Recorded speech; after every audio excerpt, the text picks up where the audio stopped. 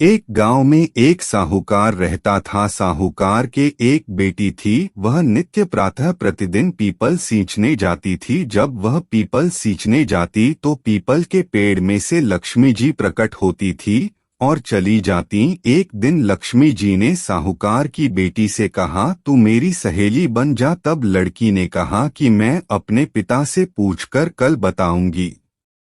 साहूकार की बेटी ने घर जाकर अपने पिता को सारी बात कह दी। तब उसके पिताजी बोले, वह तो साक्षात महालक्ष्मी है, अपने को और क्या चाहिए, तू लक्ष्मी जी की सहेली बन जा। दूसरे दिन वह लड़की फिर गई। तब लक्ष्मी जी पीपल के पेड़ से निकलकर आई और कहा, सहेली बन जा। तो लड़की ने कहा, बन जाऊंगी, और दोनों पक्की सहेलियां बन गई। लक्ष्मी जी ने उसको खाने का न्योता दिया। घर आकर लड़की ने माँ वह पिताजी से कहा कि मेरी सहेली ने मुझे खाने का न्योता दिया है। तब लड़की के पिताजी ने कहा कि सहेली के जीमने जाइयो, पर घर को संभाल कर जाना। तब वह लक्ष्मी जी के यहाँ जीमने गई तो लक्ष्मी जी ने उसे शाल ओढ़ने के लिए ₹10 दिए। सोने की चौकी, सोने की थाली में 36 प्रकार के व्यंजन जिमाए।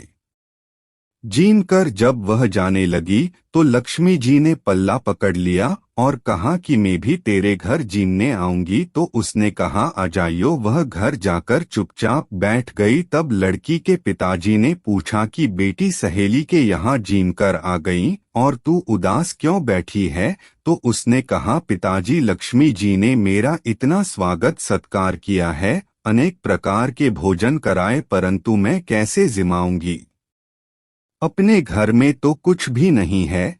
तब उसके पिता ने कहा कि गोबर मिट्टी से चौका लगाकर घर की सफाई कर ले। 4 मुख वाला दिया जलाकर लक्ष्मी जी का नाम लेकर रसोई में बैठ जाना। लड़की अपने पिता के कहे अनुसार सफाई करके लक्ष्मी जी का नाम लड्डू लेकर बैठ गई। उसी समय उस नगर की रानी नहा रही थी। उसका नौलखा हार चील उठाकर ले गई और उसके घर वह नौलखा हार डाल गई और उसका लड्डू ले गई। बाद में वह हार को तोड़कर बाजार में गई और सामान लाने लगी तो सुनार ने पूछा कि क्या चाहिए। तब उसने कहा कि सोने की चौकी, सोने का थाल, शाल दुशाला दे दें, मोहर दें और सामग्री दें। 36 प्रकार का भोजन हो जाए, इतना सामान दें। सारी चीजें लेकर बहुत तैयारी करी और रसोई बनाई। तब गणेश जी से कहा कि लक्ष्मी जी को बुलाओ। आगे आगे गणेश जी और पीछे पीछे लक्ष्मी जी आई। उसने फिर चौकी डाल दी और कहा, सहेली चौकी पर बैठ जा। जब लक्ष्मी जी ने कहा सहेली चौकी पर, तो राजा रानी के भी नहीं बैठी, किसी के भी नहीं बैठी। तो उसने कहा कि मेरे यहाँ तो बैठना पड़ेगा। फिर लक्ष्मी जी चौकी पर बैठ गई। तब उसने बहुत खातिर की, जैसे लक्ष्मी ने करी थी वैसे ही उसने करी। लक्ष्मी जी उस पर खुश हो गईं। घर में खूब रुपया एवं लक्ष्मी हो गई। साहूकार की बेटी ने कहा, मैं अभी आ रही हूँ, तुम यहीं बैठी रहना। और वह चली गई। लक्ष्मी जी गई नहीं और चौकी पर बैठी रहीं। उसको बहुत दौलत दी है लक्ष्मी जी, जैसा तुमने साहूकार की बेटी को दिया वैसा सबको देना। कहते सुनते हुंकारा भरते, अपने सारे परिवार के धन के भंडार भरना। पीहर में सुख सौभाग्य देना, ससुराल में आपसी प्रेम देना।